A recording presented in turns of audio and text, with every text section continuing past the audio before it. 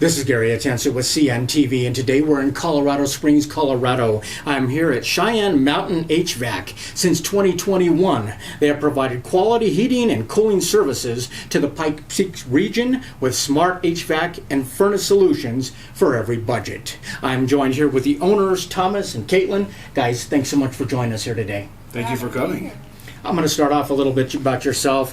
First of all, Thomas, you are a Colorado native, born and raised locally right here. You began in the industry as a maintenance tech and soon became the GM of a local HVAC company. In 2021, you ventured out with a partner on your own. Share with us how the HVAC industry has been a good fit for you. So initially what happened is I was actually going to school to be an automotive technician. And they happened to have an HVAC spot that was open, so me and my big brother went to HVAC. And so it really just puts it into perspective, like the ability that I have to help people and, you know, fix their furnace needs, their air conditioning systems. It really does put a different spin on the job for me. So when I entered into the HVAC arena, I hit the ground running. And so our company opened in 2021. It was owned by my business partner. I came over earlier on this year, and then now me and my wife own the company. Now we're talking about family owned and operated. Share with me, Caitlin, what do you feel your role is here with the company as you're now evolving into kind of a new organization? So I'm going to be helping with office stuff. Thomas is so driven in helping people, and he's the very technical, HVAC minded. I mean, it creates a passion in him that I honestly don't know that I've ever seen in anyone when it comes to what they do. So to be very driven like that, I think typically you don't tend to be very type A on the smaller details. So I feel like pairing our energy and having me handle the details and me do the little busy legwork type stuff with permits and more of the customer service side is going to be a perfect pairing and matching our energies perfectly. So. Sounds like a powerful combination, I think, right there. Due diligence is required when choosing any company to work with. Why so? Even more in the HVAC industry. As we know, repairs can be costly, but hopefully not overpriced. Why is that due diligence important for consumers out there? As far as finding the right contractor to have come into your home, predominantly in HVAC, at least from what my experience has shown, is that you have predatory HVAC companies, which they utilize the homeowner's lack of information regarding their HVAC equipment, and they utilize that as a tool to scare them or get them to purchase a new piece of equipment because some of these guys are just blatantly lying about what the issues are. So I always tell people, even if it's with me, if you don't like the report that I'm writing to you, please go get 2 more estimates. Go have 2 more people talk to you. And what I found is that by being open and honest and giving them that opportunity to say, hey, I'm not forcing you to sign or pay for anything right now. I want you to educate yourself. So go find 2 more contractors and talk to them. And then if I'm still at the top of the list, then give me a call back. So due diligence is key because some of these guys, they're heavy-hitting commission-based HVAC companies. And so a lot of the guys that show up at your house, they don't even get an hourly wage. They're based off of commission, which for the homeowner puts you in a very detrimental place when if this guy hasn't sold anything over the past 4 calls and you're the 5th call of the day and you're the last one, you're going to get all of that. And so that's why I always tell people, don't sign anything on the dot or at the exact time that they're there. Sit back and let it kind of marinate with you. Do some research on that. Find some other companies to come out and verify that that's what is the actual issue. And after that, give me a call. I mean, let's face it, homeowners, they're undereducated when it comes to HVAC, for their own home. So is much trust needed when they rely so much on a professional, would you say? Oh, I 100% believe so. I fully believe that adamantly because I've went to homeowners' houses where they've been lied to. And to turn that situation around and prove to them that it's actually safe versus trying to get them to a place where they feel comfortable sleeping at night is a very hard bridge to gap.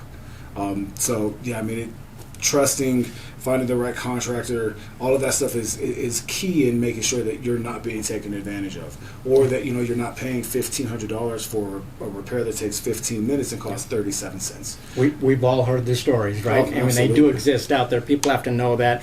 I mean, your mission when you began was to change the way this industry has been presented to consumers.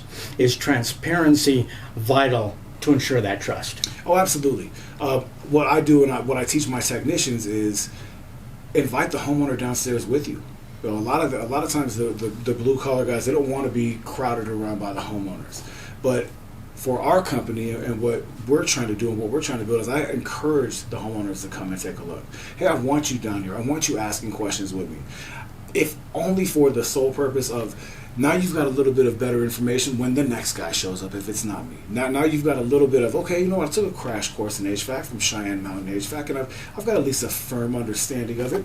And at the end of the day, I give everybody my number, and I say if you ever have any questions, whether it's my guys, whether it's a different company, you call me, and we'll come out there and have a straightforward conversation with you. Speaking of questions, I mean, to educate the public, you must be willing to answer their questions and their concerns.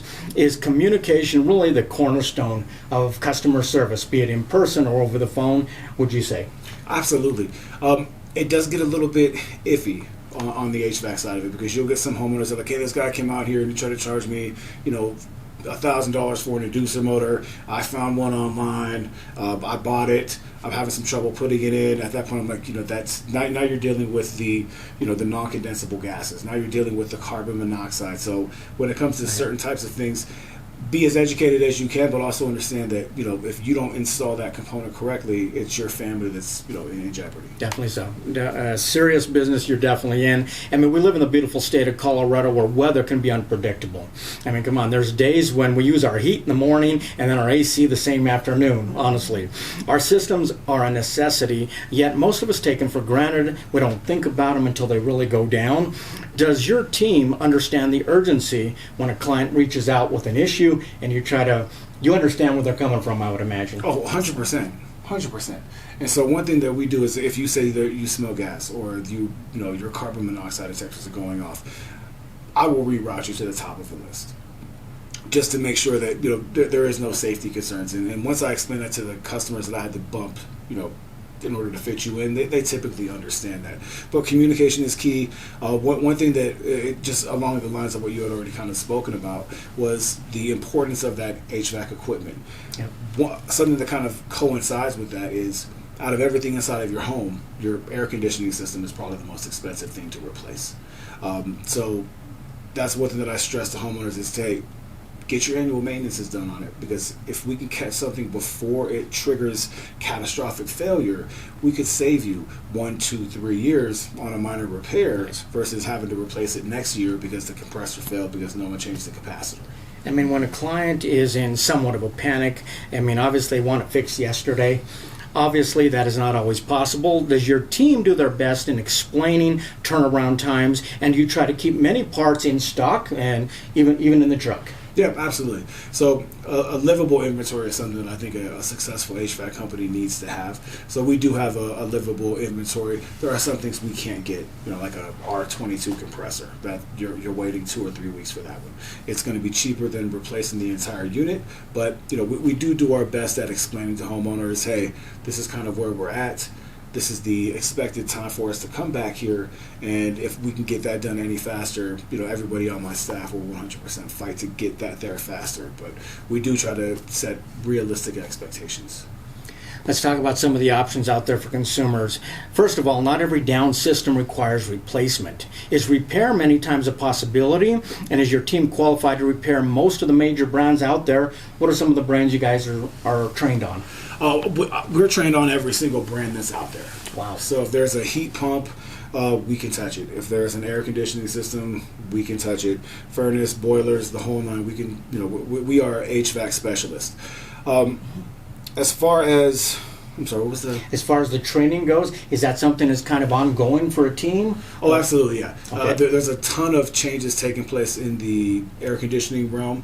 Starting 2025, we're going to have a whole new refrigeration out. There's actually going to be 2 new refrigerants that are out, and R22 and R410A are going to slowly be phased out.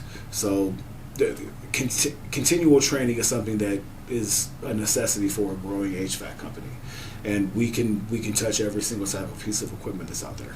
Always changing the industry. I'd like to add to that, because something that I've heard some amazing feedback from our customers are that it is so nice to have someone come into their home and give them a quote to fix it, but also let them know this may not be the best option for you. We can fix this, and this may buy you X amount of time, whereas other companies are going to come out and simply based on the age of the system or the specific problem that it's having, they'll recommend replacing it simply because that's where the commission is at. And so that's something that we've gotten great feedback on, is that at least you're given the option. That decision should be in the homeowner's hands. It shouldn't be up to the contractor to decide what is best for them. That is nice. Definitely people like that control out there. It's my home. Yeah. Very personal to me. When working with residential or commercial clients whose systems are relied upon by many people, I imagine an emergency can happen really at any hour. Is your team on call really 24/7? I mean, I imagine sometimes this isn't banker's hours, right? No, not at all. Not at all. In the wintertime, yes, we will run those emergency calls. If it's the summertime and it's, you're calling me at 2:00 in the morning saying, Not gonna freeze, right? Hey, you're not gonna die. Yeah. Crack a It's a window. necessity, I'll for be sure. there at 8 in the morning. No Yeah. problem. But yes, for the furnaces where pipes freezing can cause catastrophic damages to the home, if it's something related to the furnace, I'll be there whenever you call. And that's just something that we kind of stand behind as a. If a system is beyond repair and if a client needs to upgrade maybe an old system, can your team also provide full installs if that is the case? Absolutely. So we are licensed, insured, and if a unit does need to be replaced, we are, we're setting our inspections for the day after the install. So we're doing very quick turnaround time, so the homeowners aren't waiting 3-4 weeks to get their inspection done. We try to let them know it's a 2-day process. The first day is the installation, the second day is the inspection, and then after that, you should be good to go. Excellent. Although you're able to offer emergency repair service 24/7 if people need that, for anyone in the Pikes Peak area, is the best solution still some preventive maintenance? Does periodic checkups and tune-ups not only provide peace of mind for the consumers out there, but there's also kind of take care of some headaches maybe down the line and save them some money in the long run? Oh, 100%. So a lot of people will wait until it's broken. Okay. And we see this all the time. If you wait until it's broken, the failing component has now had an opportunity to affect everything that is attached to it. So now everything else is weakened. If they call us up for one of our $49 inspections, that includes a 20-point inspection that pretty much guarantees that if there's something there, we're going to see it. That doesn't mean that you have to do the repair immediately. What that means is that now you've been given the opportunity to say, I understand this information is being presented to me, and you can start to budget accordingly. So if your control board is going out, we see some signs of hot spots on there, but it's still functional. The conversation looks like, hey, found some issues with your control board. It's still working. What I would like to say is that if you're not in a place where you can replace this now, then I would start to save some money. And then that openness and transparency with the homeowner really does elicit a ton of callbacks. So like anything, an ounce of prevention is worth a pound of cure, right? Amen. Your car, your HVAC system. You've remained a company that can be trusted to provide an accurate and fair pricing, but also to be trusted for the safety of your clients. Is safety always job number one? And I would imagine HVAC is not a do-it-yourself project for homeowners. No, it really shouldn't be a do-it-yourself project. And I don't say that because I don't believe that homeowners are capable of doing it, but being the technician that I am, I've ran those calls where the homeowner's like, look, I was just trying to replace this motor. I looked it up on YouTube. It seemed easy. I sprayed water in there, and then it started to smoke, and then it caught on fire. So there are a lot of things that I would say do-it-yourselfers should attempt. There are some things that my wife won't let me do, and I feel like HVAC and some mainline plumbing is probably something that homeowners should kind of shy away from. Dad had saved a few dollars, but the house burned down. Yeah. That doesn't really work very well, right? I mean, Thomas, you built a company that offers 100% guaranteed satisfaction. You enjoy serving your local community that has always been your home, really with customer service that your grandmother would be proud of. Amen. I mean, honestly, that's how you've built this company. Is this rewarding work for you? Yeah, it really, really is. I love it. And yeah, I try to treat everybody, I mean, you can ask my guy. I try to teach all of my people that if you act like you're going into someone's house that you care about, then when it comes time to make those hard calls, like, hey, I know you don't have the funds to replace this furnace, it makes it a lot easier for them to swallow that pill if they feel like you're being genuine with them. And that's one thing that sets me and my guys apart, and my wife as well, is that the people that we're going into their homes, the money will come. I know it will. Sure. But I want to make sure that they're being taken care of. I want to make sure that when my technicians leave their house, that the only reason they're calling anybody else is to see if they can beat my price. And most of them can't. But that's the only reason I want them calling around, because I want to create an environment that proves that the homeowner should still be in control of the decisions that take place inside of their home. They shouldn't have some salesman out there explaining to them, hey, you need a $25,000 furnace. You just don't need that. Yep. You know, and it should be placed into the hands of the homeowners, because it's their money. It is their equipment. And with 2 out of 3, that should make it their decision. And so that's one thing that we really, really do push for here is, I want to give you all the power. You want to call me back in a week? You don't ever want to call me again? That's fine, but I've done exactly what our mission statement is, and that's provided an environment for you to make an honest and accurate decision based off of the information that was presented to you. Definitely no pressure out there. Not You're at all. part of the community. You guys live here, and so you want to serve the community the same way. I mean, and when we researched you, I looked in a lot of what you've done. I've seen the testimonials out there, and I want to be able to convey that passion. I think we did that today. Viewers, let's take a look at the bottom of the screen right there. What you're going to see is their website. On the website, see all the services they provide. We're talking about serving residential and commercial clients since 2021. HVAC is vital to the safety and comfort of your home, so don't be afraid to get a no-cost second opinion. Always remember that. That is Cheyenne Mountain HVAC, efficient and honest HVAC repair. This is Gary Atencio with CNTV, and if you don't know, now you know.